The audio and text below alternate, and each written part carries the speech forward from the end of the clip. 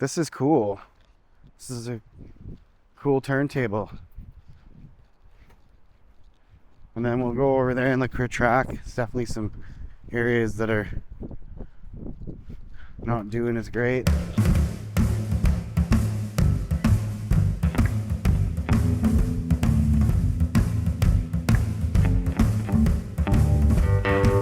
Okay guys, so here we are. We're in Victoria at the very end of the Esquimalt-Nanaimo Railway. This is where the track ends, right here. I'm sure it might have continued on right down to the harbor. We're gonna go to the Esquimalt roundhouse. So this is where the trains would have switched direction, right, with the roundhouse, because that's how a lot of trains switch. So you can see though, same theme for the whole railway this whole time. Look, overgrown. It's basically a ghost railway that currently, there have been talks of it. It shut down in 2011, and there's been talks for many years now of whether or not they should get it going again, get passenger service and everything going. But that comes with a lot of expenses and various considerations, so it's not as easy. But Esquimalt to Nanaimo was the original route. That was the original route that everybody had planned. And basically the idea behind Esquimalt to Nanaimo was that Nanaimo was the coal fields where all the coal was, all the coal mines, the Wellington mine, the Newcastle mine, the Douglas seam, basically mining those different coal seams under the Sound, and then coal seams all up Vancouver Island. And Nanaimo coal, Vancouver Island coal, and in particular Dunsmuir coal, which was the coal baron Robert Dunsmuir. He was the coal baron that kind of controlled the whole thing on the island, was exceptionally well regarded by Americans, Europeans, British, for the quality of the coal, because it would burn really, really high quality, which would allow for good transportation. Steam engines back in those days needed to burn a certain level and quality of coal for them to function properly. And so having proper anthracitic coal or anthracite coal, that's what you would want at minimum to run your engine on, because it's not as sooty, it doesn't produce as much smoke, it burns much cleaner. So there's a lot of benefits to that you wouldn't normally get from the normal coal. The Vancouver Island coal being so like clean allowed it to burn really efficiently, which made steam travel and train travel much easier, much better, and less work mechanically speaking. So the Esquimalt roundhouse, the initial plan was to have the railway go from Nanaimo to Esquimalt, and the reason they wanted to connect the two together was because Esquimalt is on the ocean. Nanaimo is as well, but Esquimalt's one of the further south locations on the island, which places it close to America. And at that time, British Columbia had been established as a colony, but there was still tension from the Americans and them wanting to take over, so they had to be very careful with the way they went about it. But you can see here the old rail grade. This is the old rail grade. Goes right through Victoria. They even have the old signals, train stoppers. So like I said, there's been talks about getting this railway started again, but they just haven't really gotten around to doing it, and there's funding. But continuing on with my story, so the reason that Esquimalt was really significant was because it was further south than Nanaimo, which placed it closer to America at the heart of kind of the Pig War, San Juan Islands dispute, which we'll talk about in another video.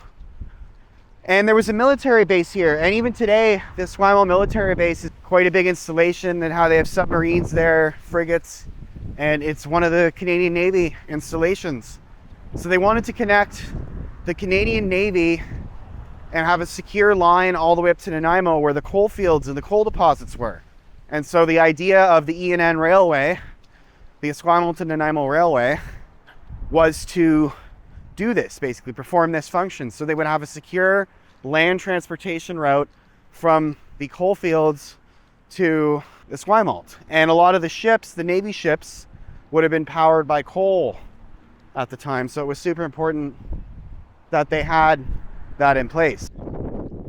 Okay, so we're near the roundhouse. I don't actually know how much development there is here, but I'll take a look, because there's a couple little paths and see some old buildings and some old train cars. Looks like even the roundhouse and everything's been abandoned too. See all the old shop buildings and everything. This would have been the beginning of the line, guys, or the end of the line. Walk through here. Obviously can't go in any of the buildings, but you can see there's what is there? Like a train track there?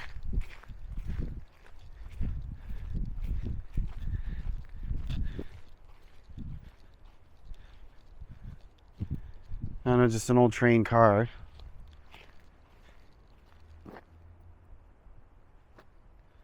Check out the old area. Here's the old roundhouse turntable. Here we go. This is where all the trains would have come out of. See the tracks? Okay. So here we go. So here's the old turntable. See, it moves around and around. Get some old pictures of this.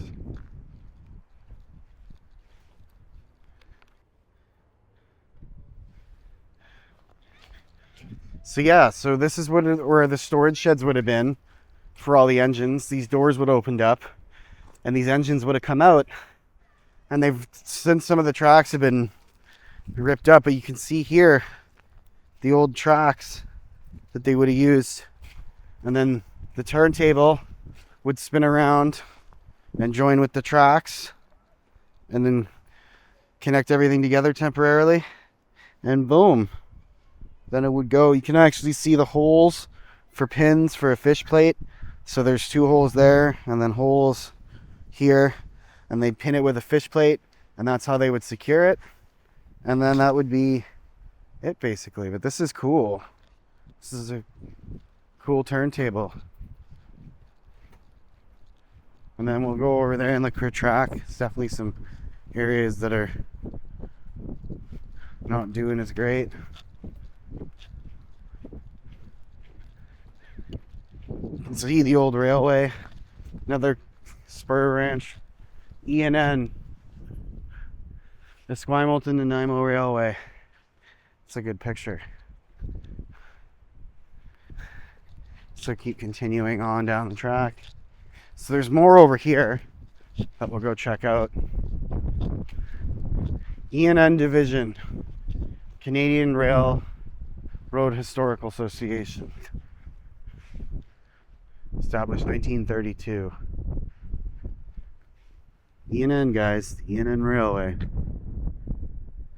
And then the Roundhouse celebrates 100 years of history.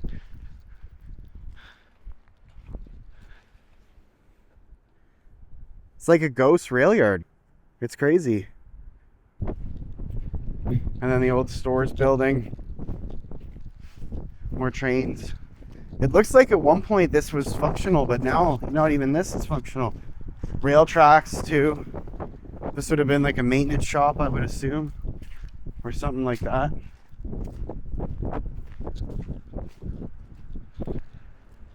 Yeah, train tracks would have come out of here and then joined the main line over there. Really cool though. The Esquimalt and Nanaimo Railway.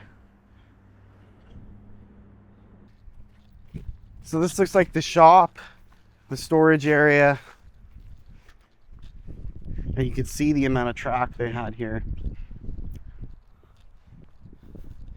Like this is coming out of this would be coming off the turntable, coming out. And then it joins here. There was a whole bunch of switches. But it's all overgrown now. Like in such a big way. It's weird. Usually they'll rip the tracks up when these old railways disappear, but not the case with this one. They just kind of left it. So it looks really weird. Look at all, this is all rail track, guys. That's completely covered. And they go off in various different directions. These ones aren't as in good shape, these ties.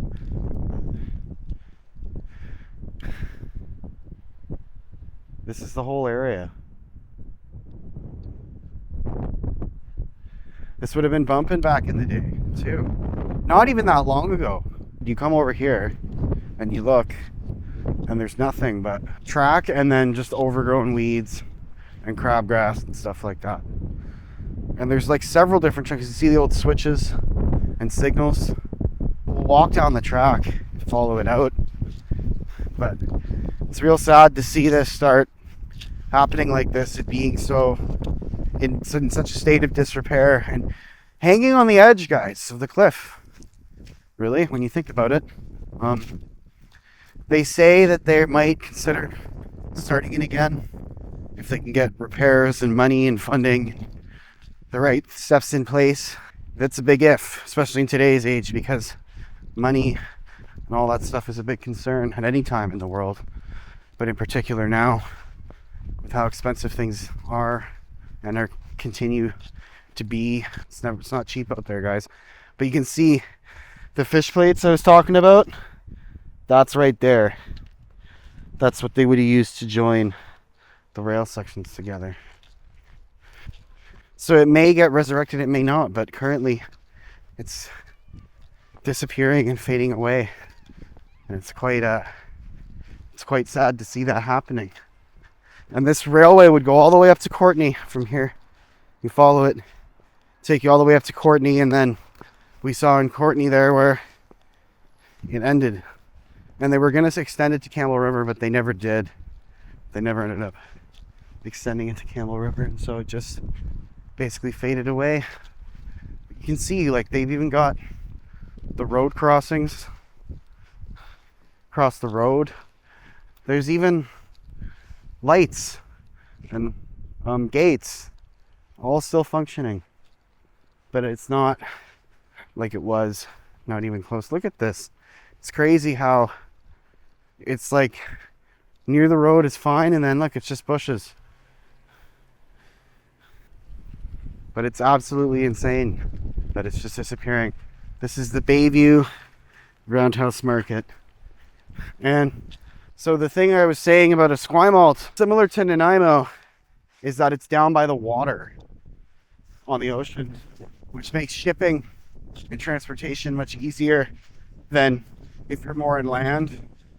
So at the time when Victoria was the big town and Vancouver hadn't really come into being very much yet, like in the 1870s kind of a thing, this railway was going to be a big deal. And there was talk at that point whether it was just redundant, basically, because they had steamship service up Vancouver Island and around it to all the various locations, and then you just hike or horse and buggy to the community. So it kind of seemed redundant to people at the time, so they didn't really go forward with it until the mid 1800s, when all of a sudden they thought, yeah, you know what, that's actually useful. What I was saying before with the Esquimalt and Nanaimo railways, Nanaimo was the coal fields. Esquimalt was a military base that had a lot of ships and needed coal. So, and they were close to the Americans, and the Americans were trying to take over. So they wanted a place and a rail line that they could construct the rail line out of that would help secure the British's claim to this territory, this part on the island in particular. So the ENN Railway was kind of the idea behind all that. Plus, with the Confederation of Canada and British Columbia joining Canada, one of the requirements BC had was that they wanted railways connecting the province, or what would become the province, to the rest of Canada and having proper infrastructure. So that's what they ended up doing. Like I said, didn't start till the mid 1880s, but there was definitely plans for it, and it was an important part of the founding of this part of the British Columbia. And it was mainly coal, timber resources, and marine security. So if you like this kind of content, make sure you like and subscribe. Hit that bell icon to get notified. Leave a comment. If you want to share something or tell a story, definitely love to hear it. And thanks for watching. And Sasquatch Prospector out.